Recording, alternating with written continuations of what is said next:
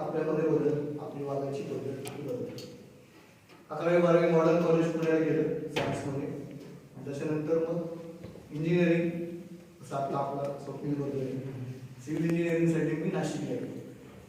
त्याच्यानंतर IIT खरगपूरला selection झालं होतं, पण उपजीविका, व्यवसाय, घर, प्रायोरिटीज त्यामुळे सगळं सोडून मग पूर्ण व्यवसायाला झालं. जवळपास 150 कंपन्या, 350 प्रोजेक्ट पूर्ण केले. आणि त्याच्यानंतर मग एक आतला जो एक आवाज असतो की मला हेच करायचं होतं आयुष्यात, मग ते परत पुन्हा चाचपणी केली आणि मग कोचिंगच्या याच्यामध्ये झालं. मग इंटरनॅशनल कोचिंग फेडरेशन अशी जागतिक लेवलला संघटना आहे, त्यांच्या परीक्षा त्या दिल्या. त्या आमच्या बॅचमध्ये जगभरामध्ये फक्त आम्ही 5 लोक पास झालो. मग त्याच्यानंतर वेगवेगळे कोर्सेस मी शिकलो. त्यामध्ये आता 2 वर्षापूर्वी टोनी रॉबिन्स हा जो जगातला जगप्रसिद्ध कोच आहे, $500 मिलियन प्लस ॲसेट्स, त्यांचे 1.5 लाख रुपये भरून त्यांचा कोर्स आहे. असं हे शिकत शिकत शिकत त्याच्यातनं मग आज पूर्ण जगामध्ये कशाची कमी आहे तर आपण हॅपीनेस इंडेक्सवरती काम करायला लागलो गेल्या काही वर्षांपासून. आनंदाचा आलेख असं आपण त्याला मराठीत म्हणतो. प्रत्येक माणूस आनंदी राहण्यासाठी काय काय पॅरामीटर्स लागतात त्याचं युनायटेड नेशन्सनी जागतिक लेवलला एक वेगळा सर्वे करून ते लिस्ट काढतात. 149 देश त्याच्यामध्ये आहेत. त्याच्यामध्ये सातत्यानं आपला नंबर हा 135च्या पुढे असतो. ह्या वर्षीचा आपला 139वा नंबर आहे. आणि पहिले टॉप 10 मध्ये त्याच्यामध्ये अमेरिका, चायना वगैरे कुठले देश नाही. त्याच्यामध्ये फिनलँड वगैरे, नॉर्वे, नेदरलँड्स हे असे देश की जिथे निसर्ग सौंदर्य आहे. पॅरामीटर्स काय काय त्यांचे, करप्शन तिथे कमी आहे, मेडिकल फॅसिलिटीज खूप चांगल्या आहेत, निसर्गाशी सगळे एकरूप आहे, आणि सगळ्यात महत्त्वाचं की सोशल स्ट्रक्चर जे आहे की एकमेकाला मदत करण्याची भावना, कोणाला काय लागलं ही किती चांगलं आहे, असे निकष घेऊन हे ते टॉप रँकिंग करतात. त्याच्यामध्ये आपला हा 139वा नंबर आहे. मी नक्कीच आनंदाचा आलेख की आनंद कशात आहे ह्याच्यावरती काम केलं गेलं पाहिजे. आणि मग ग्लोबल स्कूल ऑफ हॅपीनेसचा तिथं जन्म झाला. आणि मग जे काही सगळे कोर्सेस मी वेगवेगळ्या लोकांकडनं शिकलो किंवा अजूनही शिकतोय त्याच्यातनं आपण आपले काही वेगळे कोर्सेस तयार केले. जसं त्याच्यामध्ये एक मोठा आहे की मुद्राभ्यासाचा एक मागच्या वर्षी आपण 45 लेक्चर घेतले. त्याच्यानंतर आपण 8 बॅचेस पेड कोर्सेसच्या घेतल्या. निसर्गाने आपल्याला देणगी दिलेली तसं फिट राहायचं. फक्त हस्तमुद्रा आहे, काही कॉम्बिनेशनचे बोटांचे. हे कुठलीही जात पात धर्म अस्तित्व त्याच्या आधी आपल्या ऋषी मुनींनी जगाला देऊन गेलेली देणगी. ते पुस्तक स्वरूपात कुठेही आलं नाही. त्याच्यावरती फार काही लोकांनी अभ्यास केला. त्याच्यात आचार्य केशव देव दिल्लीचे आहेत, आता 196 वर्षाचे. कॅन्सर सारखे आजार, अगदी साधी डोकेदुखी, ऍसिडिटी पासून कॅन्सर पर्यंतचे आजार फक्त मुद्रा अभ्यासाने बरे होऊ शकतात. मग याचा प्रचार प्रसार 3-4 वर्षापासून नाशिक, त्र्यंबकेश्वरला जाऊन मी शिकून आलो आणि आता त्याचं आपलं काम चालू आहे. मग ग्लोबल स्कूल ऑफ हॅपीनेसच्या माध्यमातून हे जे वेगवेगळे कोर्सेस आहेत त्याच्यामध्ये एक मुद्राभ्यास कोर्स आहे, दुसरा एक कोर्स आहे त्याच्यामध्ये डिझाईन 24 की तुमच्या आमच्या सकट त्या अगदी संतोष भाऊ, सरपंच, खालच्या आलेली प्रतिष्ठित व्यक्ती ते नरेंद्र मोदी प्रत्येकाला दिवसाला 24 तास. मग दिवसाच्या 24 तासापैकी प्रत्येक सेकंड हा आपण कसा वापरतो तो आपल्याचा उद्या, परवा, 2 दिवस, 4 दिवस, 10 दिवसानंतर आपलं चित्र ठरवणार. मग ते 24 तास डिझाईन कसे करायचे. आज तुम्ही जर टाटा, बिर्ला, अंबानी, मोदींना भेटायला गेले तर तो पीए सांगतो की सर 3 महीने बाद का 2.5 बजे का अपॉइंटमेंट मिलेगा 5 मिनिट. असं त्यांचं 6-6 महिन्याचं प्रत्येक सेकंड हा त्यांचा ठरलेला असतो. मग मला माझं शेड्यूल तसं करता येईल का. मग तसं होण्यासाठी तुमचं शेड्यूल तर बिझी पाहिजे. आणि मग तिथं पुन्हा पहिला विषय येतो की हॅपीनेस इंडेक्स, आनंदाचा आहे की मला नक्की काय पाहिजे आयुष्यात. त्याला माझं 23 वर्ष वय आहे, इंजिनिअरिंगला आहे. तर what is going to make me happy. मग आत्ता जर सगळ्यांना सांगितलं की तुमचे स्वप्न काय, ड्रीम्स काय ते लिहून काढा कागदावरती. 5-6 भरपूर वर्कशॉप घेतले, 8च्या वरती कोणाचा आकडा गेला. मग नक्की आपल्याला हे माहित नसतं की मला नक्की कशासाठी मी काम करायचं, पैसे कशासाठी पाहिजे. मी डिझाईन 24 कोर्समध्ये एक 2.5 महिन्यामध्ये पहिल्यांदा एक आपण विषय घेतो. त्याच्यामुळे तुमचं फिटनेस आहे, शारीरिक आणि मानसिक फिटनेस लेवल किती त्याचं मोजमाप असतं. त्याच्यानंतर तुमचे नातेसंबंध, रिलेशनशिप, पर्सनल, प्रोफेशनल, सोशल, वैयक्तिक आयुष्य, आई वडील, घर सगळं, नातेवाईक, प्रोफेशनल म्हणजे जिथं आपण व्यवसाय करतो किंवा नोकरी करतो तिथलं पब्लिक, आणि नंतर मग राहिलेलं सोशल. हे संबंध कसे आहेत. तिसरं पॅरामीटर येतं इमोशन्स. नाट्यशास्त्रामध्ये जे 9 रस दिलेले आहेत, राग, लोभ, पदमत्सर, आनंद, त्यातले 5 चांगले आहेत, 4 चांगले नाही. त्या इमोशन्सवर, भावनांवरती माझा किती कंट्रोल आहे. आपण म्हणतो अरे तर खूप रागीट आहे, यार ते कमी होतं, कंट्रोल नाही इमोशन. मग त्याच्यामुळं दैनंदिन जीवनामध्ये प्रॉब्लेम होतो. त्याच्यावरती कंट्रोल कसा घ्यायचा. 4थं आहे तुमच्या आयुष्यात असणारा पैसा. मला खूप पैसे पाहिजे, कशासाठी. आज जर आपल्याला 100 कोटी रुपये मिळाले, आपली बुद्धी नाही की तेवढी 100 रुपये कोटीचा खर्च मी कसा करू. हे जर 100 कोटी टाटा बिर्ला अंबानीने दिले, त्यांच्यासाठी ते पॉकेट मनीसाठी. त्यांचे प्रकल्प हजारो लाखो कोटीचे प्रकल्प आहेत. मग मला आत्ता जी माझी बुद्धी आहे, माझं जेवढं जगाला एक्सपोजर आहे, त्याप्रमाणे माझी लिस्ट पाहिजे की मला गाडी आवडते. समजा तर मला कुठली भारी, मला गाडी आत्ता मी बघितली BMW पाहिजे, घ्या तिथं BMW 50 लाख. घर पाहिजे, जे काही ही गोष्टी पाहिजे त्या लिहा.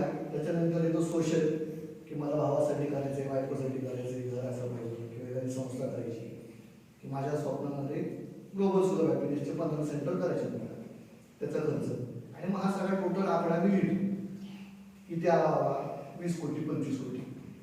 मग माझ्या बुद्धीची अवकात किंवा त्याचं केंद्रबिंदू हा तेवढाच आहे. मग मी 50 कोटीसाठी पळायचं नाही, माझं टार्गेट तेवढं. त्याच्यानंतरचा विषय तो पॅशन, की आता मी सिव्हिल इंजिनिअरिंग पण करतोय, मी शेती पण करतोय, मी कॉन्ट्रॅक्ट पण घेतलंय, मी पण घेतलंय. पण कुठली गोष्ट करताना मला आनंद येतो. जसं मी सिव्हिल इंजिनिअरिंग केली, मला व्हायचं होतं का खरंच सिव्हिल इंजिनियर नव्हतं व्हायचं, पण वडिलांची इच्छा की आपल्या खातुते खानदानामध्ये एक इंजिनियर झाला पाहिजे, त्यासाठी मी गेलो.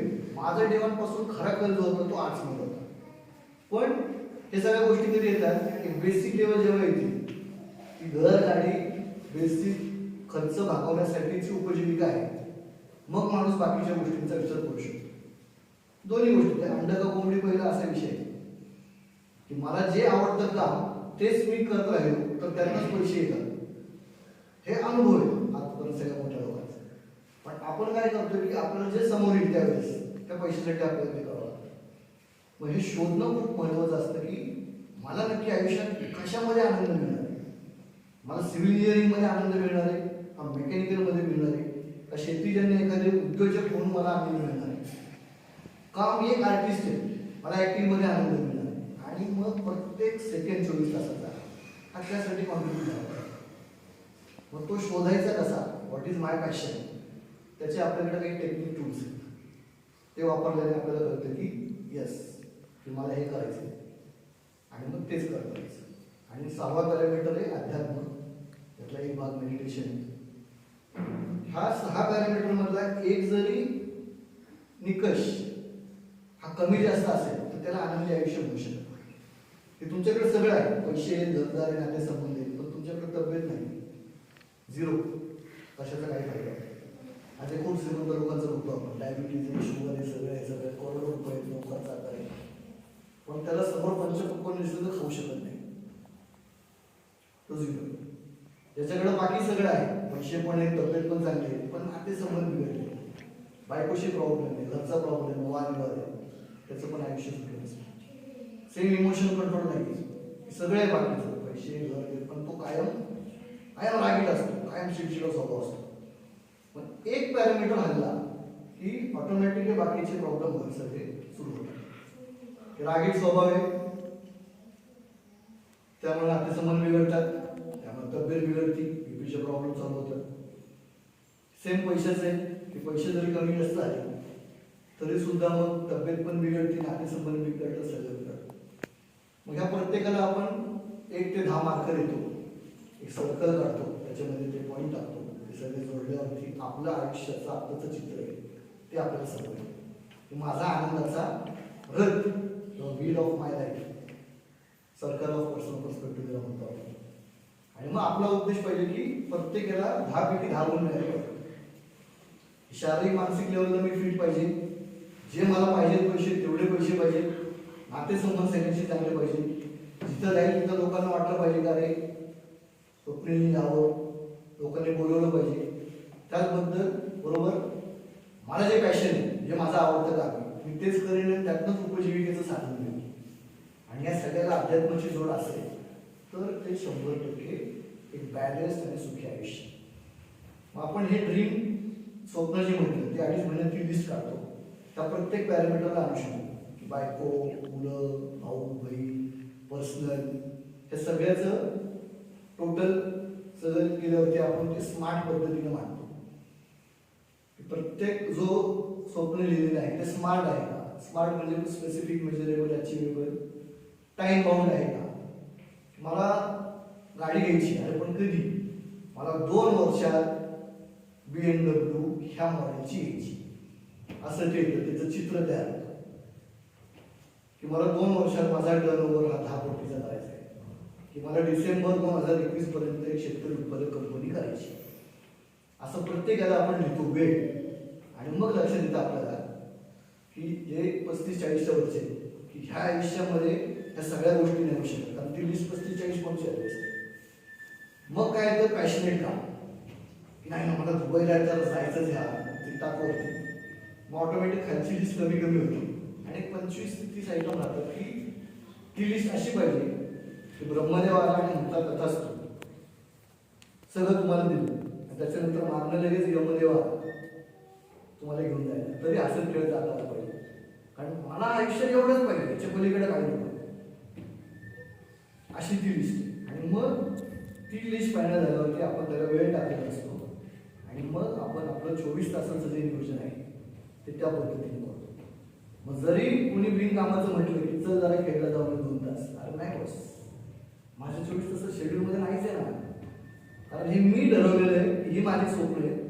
त्यासाठी माझ्या आत्ताचे 2 तास जे आहेत हे एखाद्या सेमिनारला जाण्यासाठी आहे किंवा मला इकडे दुसरं काम ते करण्यासाठी. त्यामुळे जायचं असेल तर मी बफर टाइम फ्री वेळ ठेवला आहे, त्यावेळेस असेल तर मी मग आपली लिस्ट किंवा आपलं आयुष्य हे टाटा बिर्लाप्रमाणे मोदीप्रमाणे डिझाईन आयुष्य आपण करू शकतो. नाही तर उठल्यावर सकाळी आपण गोष्ट आपल्याबरोबर ठरवतो आता काय करायचं पुढे, काही दिशाच नसते. जेव्हा हा आराखडा असेल ही माझी स्वप्न आहे, मग त्याचा आपण एक बोर्ड तयार करतो, त्या बोर्डवर सगळे चित्र लिहितो, तिथं लिहितो हे कधीपर्यंत स्वप्न करायचे, ते मोबाईलमध्ये सेव्ह करून ठेवतो की ते आठवण करून दिलं पाहिजे. आपल्याकडे सेक्रेटरी नाही ठेवू शकत आपण, यांच्याकडे सेक्रेटरी आहे, ते आपल्याला आठवतं की अरे नाही मला 2024 पर्यंत मला दावडीची भाजी वगैरे न्यायची, माझं स्वप्न आहे. मग त्यासाठी नाही आता मला हा सेमिनार, मला या पांढर साहेबांना भेटायचे, मला उमा साहेबांची वेळ घ्यायची, मला ती माहिती घ्यायची, मला सगळ्या मुलांना एकत्र जायचं. अशा पद्धतीने आयुष्य हा एक कोर्स आहे. त्याच्याचबरोबर मग छोटे छोटे कोर्सेस 1 डे 2 डे पतंजली अष्टांग योग जो आहे त्याचा आता इथं सगळीकडे आपण पोस्टर्स लावणार बाहेरच्या साईडला 155 श्लोक आहे. आणि मग आता जे काही सांगितलं डिझाईन 24 हे योगिक आयुष्य आपलं कसं होऊ शकतं त्या पद्धतीने हे काम करायचं. त्याचबरोबर आता इथं बाहेरचे बरेचसे लोक येतील, फॉरेनर्स पण येतील आणि हे करता करता आपलं गाव ह्याच्यासाठी एक रुरल डेव्हलपमेंट हा एक ग्लोबल स्कूल ऑफ हॅपीनेसचा एक भाग असणार आहे. आणि त्याची सुरुवात ही आपल्याच गावापासून, आता आपली वस्तीने आपले जेवढी मुलं आता आहेत त्यातनं आपल्याला काहीतरी करायचं. मग त्यासाठी आपल्याकडे 10-12 प्रोजेक्ट्स आहेत. त्याचं सुरुवात आता आम्ही पण डिस्कस केली की PCMC मध्ये एक 38 किलोमीटरचं फक्त अंतर आहे आपल्या. आणि तिथं आता जे लॉकडाऊन याच्यामध्ये सगळं बघितलं तर शेतकरी उत्पादक कंपनी ही कॉन्सेप्ट आली कुठून की हमी भाव मिळत नाही, मार्केट सेलिंग आपल्याकडे नाही, फक्त पिकवणं आपल्या हातात आहे. त्याच्यासाठी कंपनी. मग कंपनी म्हणजे काय असतं की सगळेच माणूस सगळं करू शकतात का नाही. कोणतरी डायरेक्टर असतो ते फक्त पूर्ण स्ट्रॅटेजी ठरवतात, सिस्टीम कशी चालली पाहिजे. मग अकाउंटंट असतो, ऍक्च्युअल कामगार वेगळा असतो, मार्केटिंग सेल्स वाले वेगळे असतात. हे सगळं एकत्र आल्यावरती कंपनी तयार होते. सेम शेतीच्या बाबतीत असं झालं तर आणि तरच पिकवणाऱ्याला पैसे मिळणार. शेती जो करतोय त्यांनी शेती करायची, त्यांनी उत्पन्न काढायचं.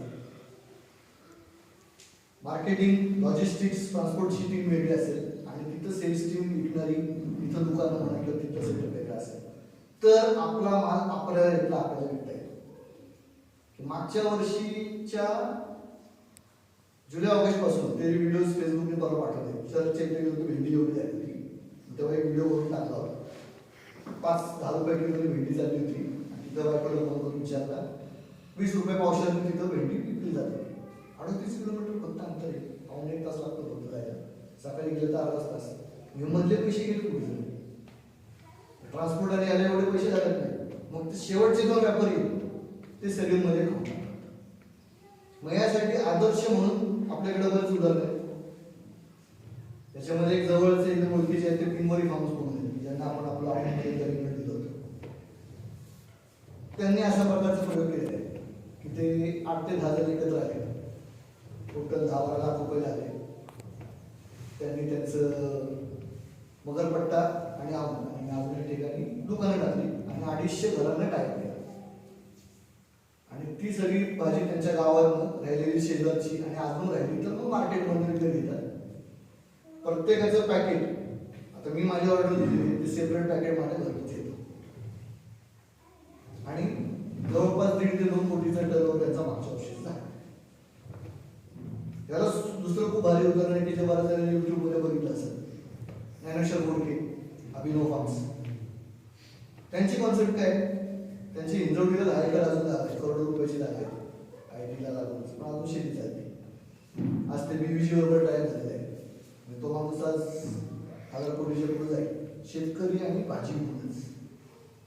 आणि हे लांबचं उदाहरण नाही, हिंजवडीचं उदाहरण आहे. थोरवे बरोबर तिथं आपलं 1 वर्ष झालं आपलं व्हिजिटला जायचं चाललंय, इंग्लिश भाषा. पण ज्ञानेश्वर बोडकेंची कॉन्सेप्ट खूप सुंदर आहे की 1 एकर शेती, 10 एकर शेती आहे ना, करू नका, उलट जायचं घरी. पण आता परवा पण एक खूप चांगली मीटिंग झाली आमची. एक मिल्क चिलिंग प्लांट्स, दुधाचे चिलिंग प्लांट्स तयार करतात, ते पण आपल्याला मिळणार. त्यांनी सांगितलं उलट घरी करायचं, मार्केटिंग किती करू शकतो, किती विकू शकतो, पहिलं ते पूर्ण काढायचं आणि मग त्यानुसार किती क्षेत्र येणार आहे तेवढी शेती करायची. नाही तर मग असं होतं मार्केटचा की आहे लावली 2 एकर मिरची, मार्केटला येत नाही, काढून टाकून द्यावं. प्रत्येक गोष्टीचं असं. त्यामुळे किती आपलं टार्गेट आहे की 1000 लोकांपर्यंत आपल्याला भाजीपाला पोहोचवायचा आहे, तो पण श्रीमंत नसतं की जो कोथिंबीर फुकटदा होण्याकडे द्यायचा नाही. मग आपण रेट, चांगला रेट, आपल्या भाषा आणि ती लोक किती लागणार. ते ज्ञानेश्वर बोडकेंनी 1 एकरचं उदाहरण दिले की 1 एकरमध्ये 12 प्रकारचे फळ झालं, 60 रोपं लावा, 5-5 रोपं. 1 एकरचे 4 पार्ट करा, एकात फळझाडं, एकात पालेभाज्या, एकामध्ये तुमचं शेतमेट असेल, एकामध्ये अजून काय असे हे 4 जे घरी खायला लागतात गोष्टी. त्या गोष्टी 20 कुटुंबांना 1 एकर जागा पुरते, वर्षभर तुम्हाला ते खायला देऊ शकतो. अशा पद्धतीने आपल्याला सुरुवात करायची. त्याच्यानंतर राहिलेले जे प्रोडक्ट्स आहेत त्याचं आपल्याला ट्रेडिंग करू शकतो. एक जण फक्त मार्केटिंगचं बघेल. आता काल माझ्याकडे केरळाचं सगळं आलं, ते मोठं मोठं इलायची, लवंग हे ते डायरेक्ट फोनवरती येतं. माझ्याकडे पण आमदारने मला ते आलं, ते विचारायला सांगितलं, ते बोललो त्यांच्याशी.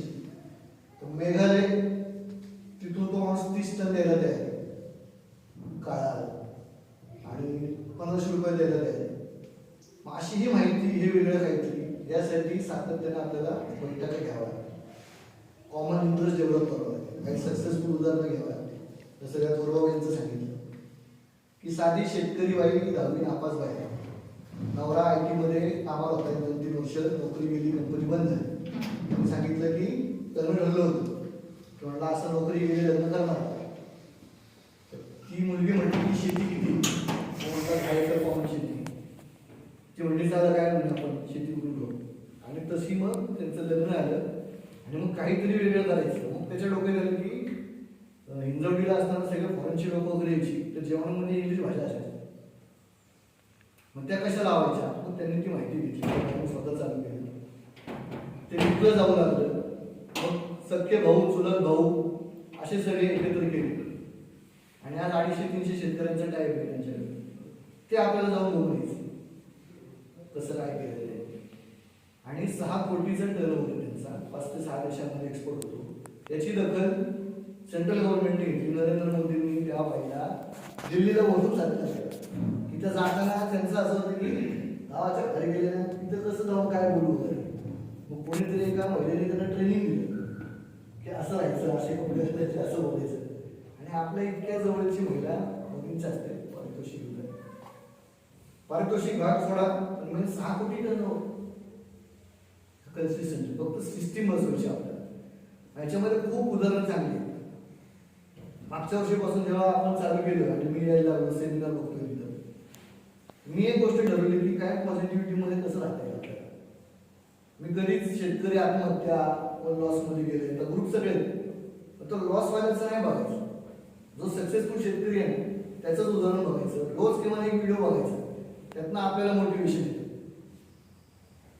जे हरलेलं बघितलं तिथं डिमोटिवेशन. सक्सेसफुलला अडचणी नाही आहेत का, आल्या अडचणी, त्याच्यातून शिकायला काय म्हणतं, त्या अडचणीवर मात करून तो पुढं कसं गेलं. असे खूप प्रोजेक्ट आहेत. ते बघून त्यातनं आपल्याला एक प्रोडक्ट फायदा करायचा.